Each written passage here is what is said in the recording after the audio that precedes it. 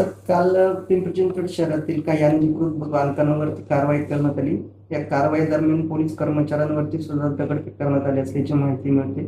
या प्रकरणी किती जणांवरती आतापर्यंत गुन्हा दाखल करण्यात आलाय, कोणाला ताब्यात घेतलंय का, आणि किती पोलीस कर्मचारी जखमी आहेत? काल रोजी पिंपरी चिंचवड महापालिकेतर्फे अनधिकृत बांधकाम निष्कासनाची मोहीम हाती घेण्यात आली होती. त्यानुसार पिंपरी चिंचवड पोलिसांनी त्यांना बंदोबस्त उपलब्ध करून दिला होता. बंदोबस्ताची प्लॅनिंग केली गेली होती. त्यामध्ये साधारणपणे 10 ते 11 अनधिकृत बांधकामे होती. कारवाई सुरू होण्यापूर्वी एक ठिकाणी काही बेकायदेशीर जमाव जमला होता आणि त्याने पोलिसांवरती, बंदोबस्तावरती असणाऱ्या आमच्या अंमलदारांवरती आणि याच्यावरती दगडफेक थोड्या प्रमाणात केली. त्यामध्ये आमचे 2 अधिकारी, त्यांना 1, 2 किंवा 3 टाके पडलेले आहेत आणि 8 ते 9 किरकोळ जखमी असणारे अंमलदार आहेत. त्या व्यतिरिक्त आम्ही ज्ञात आणि अज्ञात अशा आरोपींवरती गुन्हे दाखल केलेले आहेत चिखली पोलीस स्टेशनमध्ये.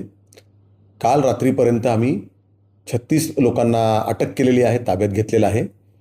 उर्वरित जे लोक आहेत, समाजकंटक यामध्ये होते जे आरोपी, त्यांनासुद्धा ताब्यात घेण्याची मोहीम आम्ही तीव्र केलेली आहे आणि उरलेले आरोपीसुद्धा आम्ही लवकरच ताब्यात घेऊ.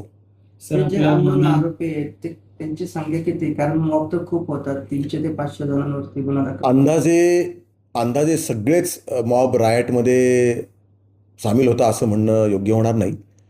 आम्ही प्रत्येकाला CCTV फुटेजमधून, ड्रोनच्या फुटेजमधून, आमच्या अधिकाऱ्यांनी आणि अंमलदारांनी केलेल्या शूटिंगमधून आयडेंटिफाय करत आहोत आणि आयडेंटिफाय करून त्यांना प्रत्येकाला त्याचा रोल असेल अशाच लोकांना आम्ही ताब्यात घेत आहोत. सर, त्या कारवाईसाठी आपण किती जणांचा बंदोबस्त दिला होता आणि त्या लोकांनी आपल्या वाहनांचा आणि आपल्या पोलीस कर्मचाऱ्यांवरती हल्ला केला, किती जखमी झालेत आणि किती वाहनांचं नुकसान केलं? मी आता सांगितलं आपल्याला की 2 कर्मचारी आणि अधिकाऱ्यांना आमच्या 2 आणि 3 टाके पडलेले आहेत. 1 अधिकारी आहेत, 1 अंमलदार आहे आणि 8 ते 9 कर्मचारी अंमलदार आहेत, त्यांना किरकोळ जखमा झालेल्या आहेत. वाहनांचं काय नुकसान? वाहन एक RCPचं वाहन आहे, ज्याच्यात आपण जी मगाशी उल्लेख केला, सुरुवातीला कारवाई सुरू होण्यापूर्वी जे वाहन गेलं होतं तिथे स्टेशन व्हायला, त्या वाहनांवरती झालेलं दगडफेक आहे.